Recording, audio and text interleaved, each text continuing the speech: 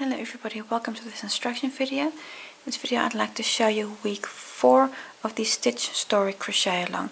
This crochet along has been designed by Heather Gibbs from Keep Calm and Crochet On UK. For week 4 we're going to be making this fake knit stitch. You can see here this these stitches, they are crochet but it does look like knitting, especially in this direction here. We are however going to be working the square in this direction, but if you turn it like this it really looks like a knit stitch. I'll show you how to work the small square for this week. The large square is exactly the same. I'm going to refer you to the written pattern for the large square. Only difference is your number of stitches in the base, in your base chain. For the rest it's exactly the same. The yarn that I'm using as always is Scheepjes River Washed yarn, a small brother to the Scheepjes Stone Washed yarn, and for this week I'm using a 4mm hook for both my large and my small square. If you need a different hook to get the right gauge, that's also perfect. I'll take you step by step through the rows that make up this pattern. I want to thank you for watching and I hope it's a useful video for you.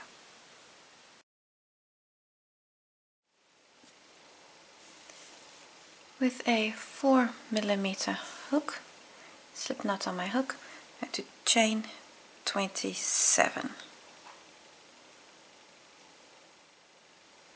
and 27. So I've got 27 chain stitches. Then in the third chain from the hook, going to work a half double and a double crochet and then up until the end. So we're going to skip 2 stitches and then in the third work a double crochet. And then work a double crochet in every stitch. And then you're going to have 25 doubles here along the edge. So we've always done half doubles, and then now it's easy to go autopilot here and work the half double again, but you need double crochets here. And continue with row 1 until you're over here. So work a double crochet on every stitch. Row 2, I have 25 stitches from row 1. I'm going to do a chain 2. And this chain 2 counts as my first stitch. 1, 2, and turn. So this chain 2 counts as my first stitch. Now I'm going to work a half double in every stitch, but I'm going to work in the third loop.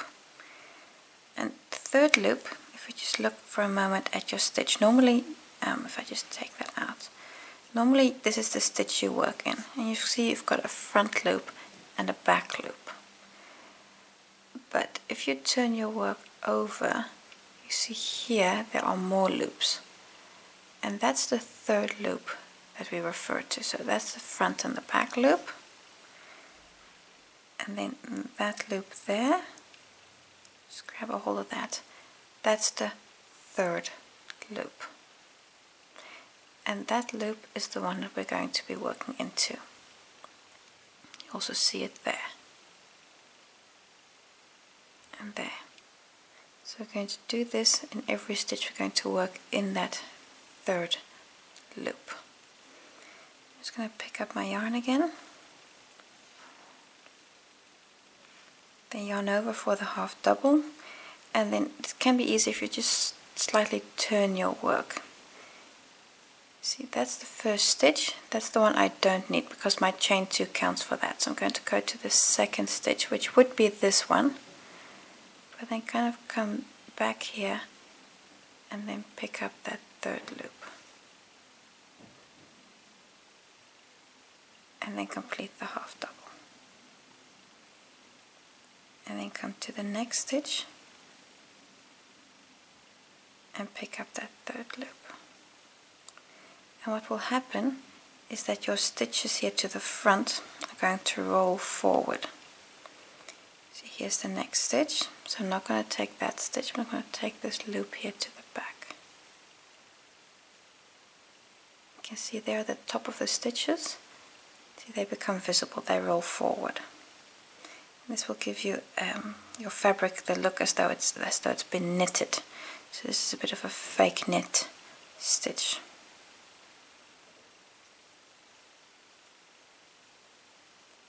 And continue until you're to the end, and then the very last stitch you're going to work a half double, so no third loop there.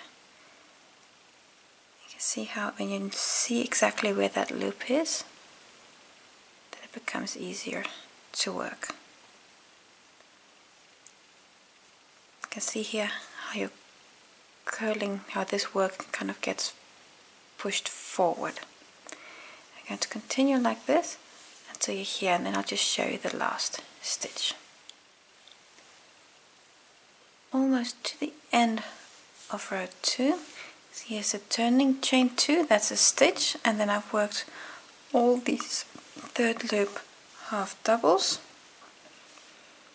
I've got 2 stitches left, and I've got the turning chain.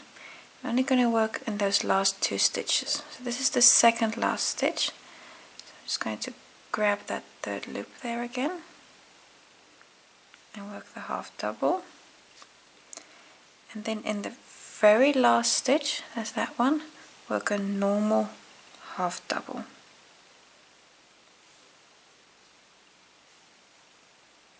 So that's a regular half double. And then that chain 2 here, that is a turning chain, it was not a stitch. And that completes row 2, and now we're going to work row 3, and then that's the full pattern repeat, row 2 and row 3.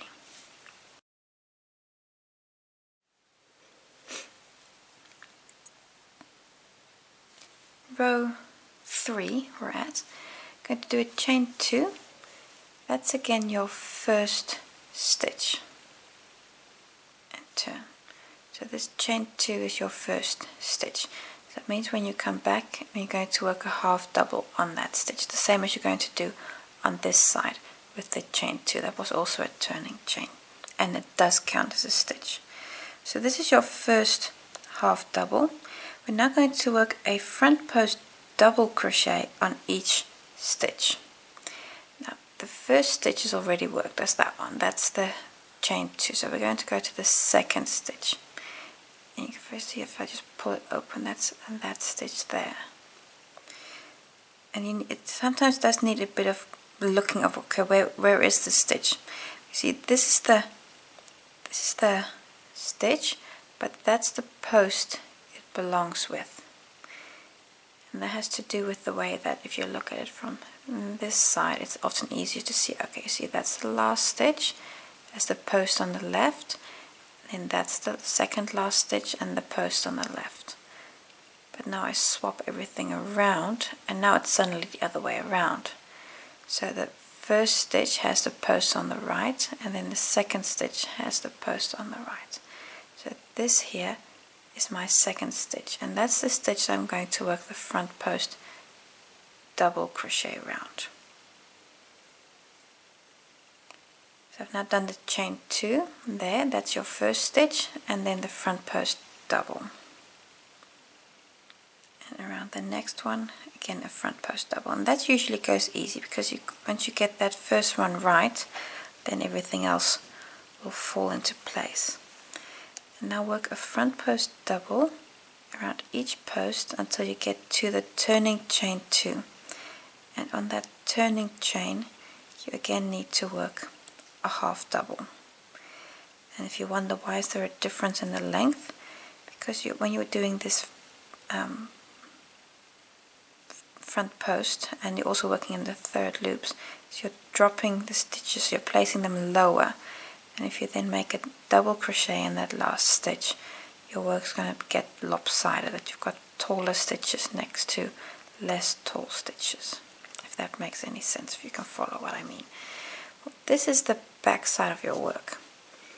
If you now look to the front, you see here, you see this double row of knit stitches that you're making, and that's what this pattern is all about.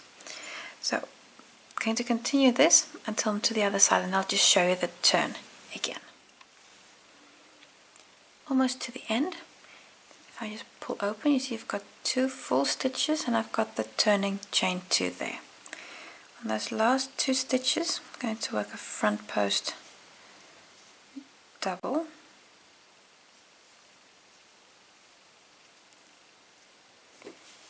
and then the last stitch, that's that turning chain, work a half double on top in that top of the chain 2, work a half double.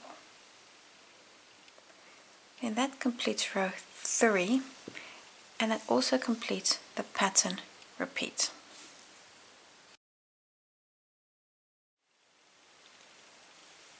I'd just like to take a moment to see how I am for gauge.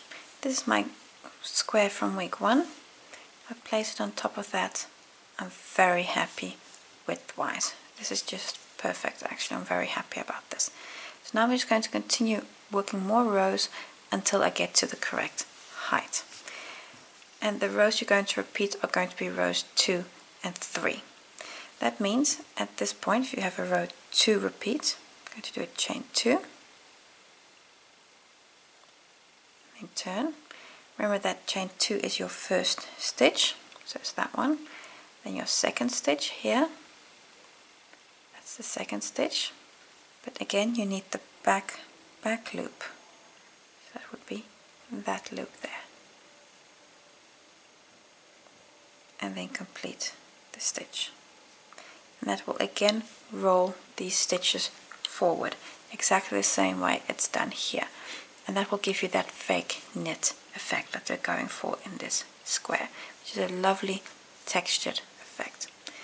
So you're going to repeat rows 2 and 3 for at least until you've got 18 rows in total. So you need, what, 16 more? Am I doing the count correct? So you're now at row 3, going to start row 4, repeat until you have 18 rows in total.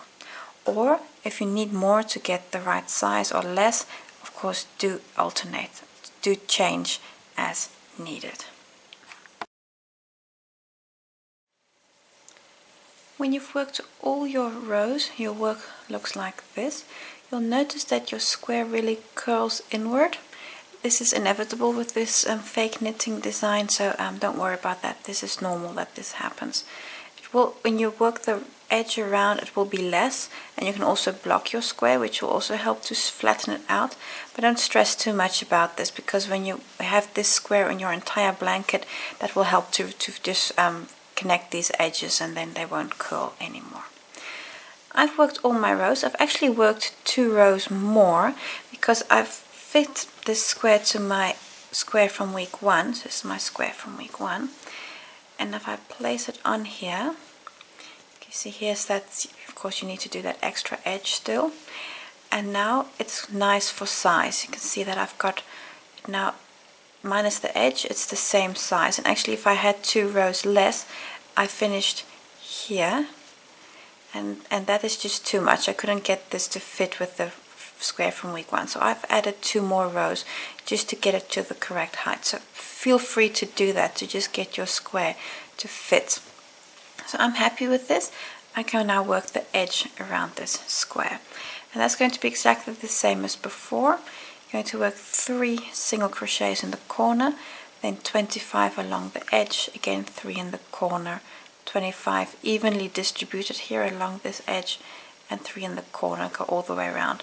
And just a tip, just like for week 1, mark your squares in the corner with just a piece of yarn, then you know exactly where those corners are, and that's just to make life easy for you later on. So I'm just going to work the edge around this small square, and then that will complete the small square.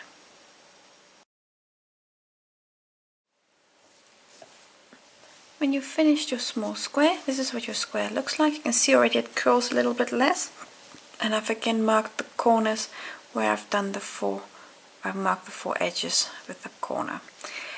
This completes the small square. You can again make 1 of these, you can make 4 of these, you can make 12 of these, that's all up to you. Or you can also make a large square, and the large square is considerably larger. Again, it's 4 times the small square. And the large square is exactly the same as the small square, so I'm not going to show you to you. The only difference is your number of stitches in the base. You going to have 51 chain stitches. Here you only had, I believe, 26. And then you're going to again work the row of half doubles and then the third loop stitches and the back post stitches exactly the same, or the front post stitches I should say, exactly the same all the way to the top. Again, I've had to adapt my number of rows to get this square to the correct height. If you don't have to, that's perfectly fine, no problem at all. So I've worked one small square and one large square. It's all up to you how you do your own division between the two components. Like I say, for the details for the large square, exactly the same as a small square. I'm just going to refer you to the written pattern. And for the rest, that brings us to the end of this video. Thank you for watching, and I hope to see you again next time.